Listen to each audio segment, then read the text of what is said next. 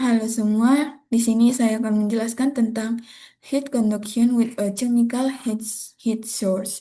Dengan saya, Irene Lasmari Siregar dengan NIM 31S24021. Apa itu heat conduction with a chemical heat source?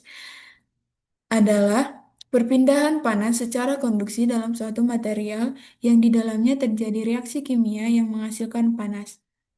Jadi, panas mengalir karena beda suhu atau konduksi. Panas juga dihasilkan dari sistem akibat reaksi kimia atau biasanya reaksi ekstotem.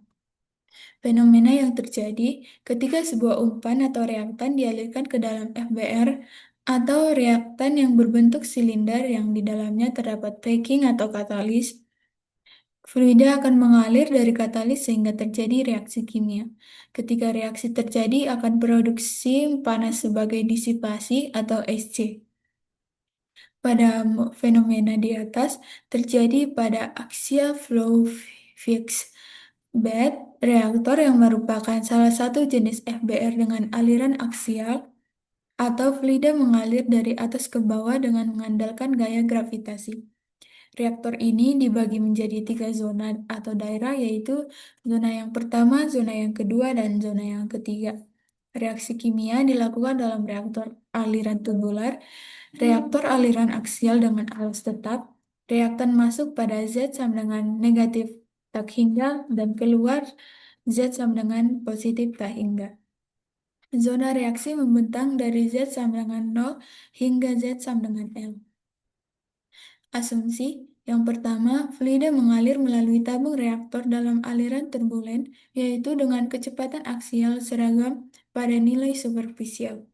Yang kedua, densitas, laju aliran massa, dan kecepatan superficial semuanya tidak bergantung pada R dan Z. Yang ketiga, dinding reaktor diasumsikan terisolasi dengan baik sehingga suhu dapat dianggap tidak bergantung pada R. Yang keempat, laju volume produksi energi panas melalui reaksi kimia. Yang kelima, disipasi atau SC adalah fungsi dari tekanan, suhu, komposisi, dan aktivitas. Pada gambar ini, reaktornya terbagi menjadi tiga zona. Yang zona pertama ini itu sebelum elemen kecil. Zona kedua, elemen diferensial setebal delta Z. Dan yang ketiga ini setelah elemennya. Supaya tujuannya ini dibuat itu supaya kita bisa membuat neraca energi pada elemen kecil delta Z.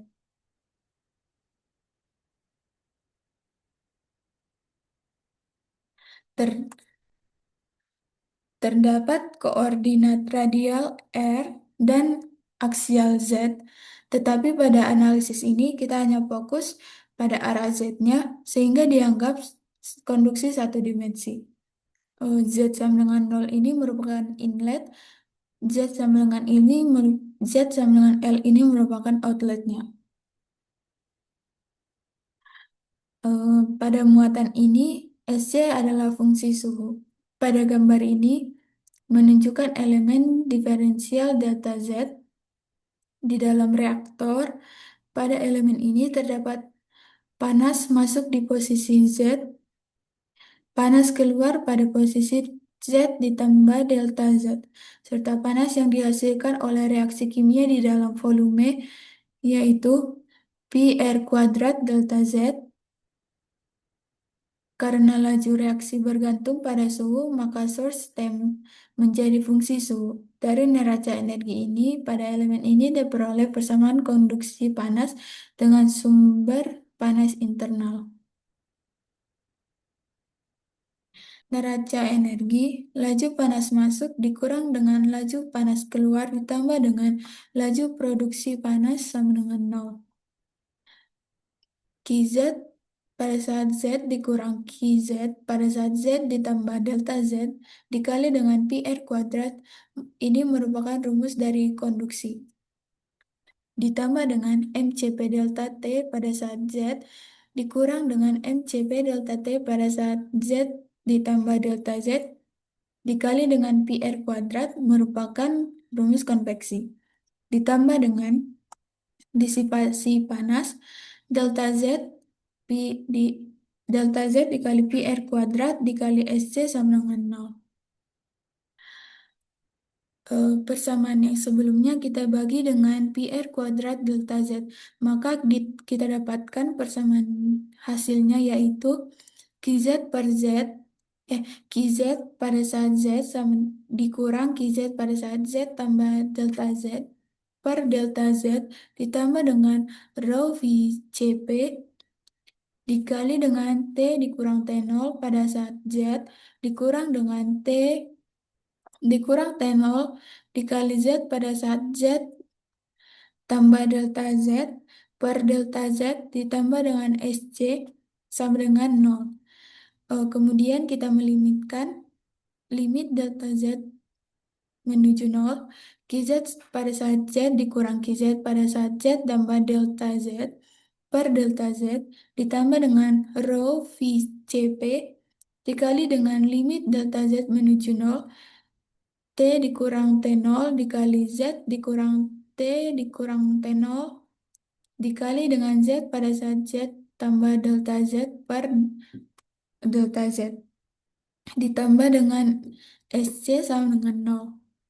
Kemudian hasil pelimitan yang kita peroleh yaitu negatif dqz per dz dikurang dengan rho VCP dikali dtz per dz ditambah dengan SC sama dengan nol.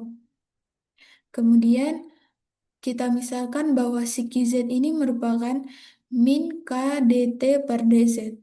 Maka min D per dx dikali min K dt per dz ditambah SC sama dengan rho VCP dtz per dz. Rho VCP sama dengan dtz per dz sama dengan K d kuadrat T per dz kuadrat ditambah dengan SC atau V sama dengan V0. Karena ada tiga zona, maka zona yang pertama pada saat Z-nya lebih kecil dari nol, rho V0CP dikali DT zona pertama per DZ sama dengan KEFF ZZD kuadrat T zona pertama per DZ kuadrat. Zona yang kedua Z sama dengan Z lebih kecil nol lebih kecil dari L. Rho V0CP DT zona yang kedua per DZ sama dengan KEFF ZZ D kuadrat T zona yang kedua per DZ kuadrat ditambah dengan SC. Zona yang ketiga, Z lebih besar dari L. Rho V0CP DT zona yang ketiga per DZ sama dengan KEFF ZZ DT zona ketiga per DZ kuadrat dikali dengan K2. Boundary conditionnya yang pertama Z sama dengan negatif tak hingga. T zona pertama sama dengan T1. Yang kedua Z sama dengan nol. T zona pertama sama dengan T zona yang kedua. Yang ketiga Z sama dengan KEFF Z DTX per DZ sama dengan KEFF ZZ DT zona yang kedua per DZ merupakan konduktivitas termalnya. Yang keempat, Z sama dengan L. T zona yang keduanya itu merupakan T zona yang ketiga atau T zona kedua sama dengan T zona ketiga. Yang kelima, Z sama dengan L. KEFF ZZ DT pada zona yang kedua per DZ sama dengan KEFF ZZ DT zona yang ketiga per DZ. Yang keenam, Z sama dengan tak hingga. T zona ketiga sama dengan finite atau terbatas. Konduksi panas diabaikan karena konversi panas lebih dominan pada kondisi aksial. Koordinat aksial tak berdimensinya bisa kita lihat pada gambar ini. Kemudian di mana Z sama dengan sumber panas kimia tak berdimensi, Z sama dengan koordinatnya, dan L merupakan panjangnya. N sama dengan SC zona pertama dikali L per rho CP V0 dikali T zona T1 dikurang T0. Zona yang pertama, boundary condition satunya, rho CPV0 DT pada zona yang pertama per DZ sama dengan D kuadrat T zona pertama per DZ kuadrat KF, KEFFZ ini diabaikan. Sehingga rho CPV0 DT zona yang pertama per DZ sama dengan 0. Maka DT zona yang pertama sama dengan 0, d theta zona yang pertama per dz sama dengan 0, merupakan distribusi temperaturnya. Zona yang kedua, rho Cp V0 per dt, zona yang kedua per dz sama dengan Sc.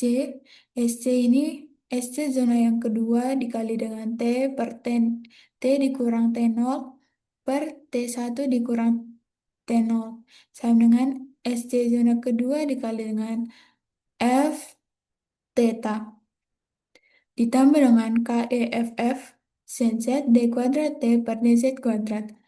Ini dapat diabaikan sehingga boundary condition duanya T zona yang pertama sama dengan T zona yang kedua itu Z sama dengan 0. Bisa kita lihat di sini persamaannya.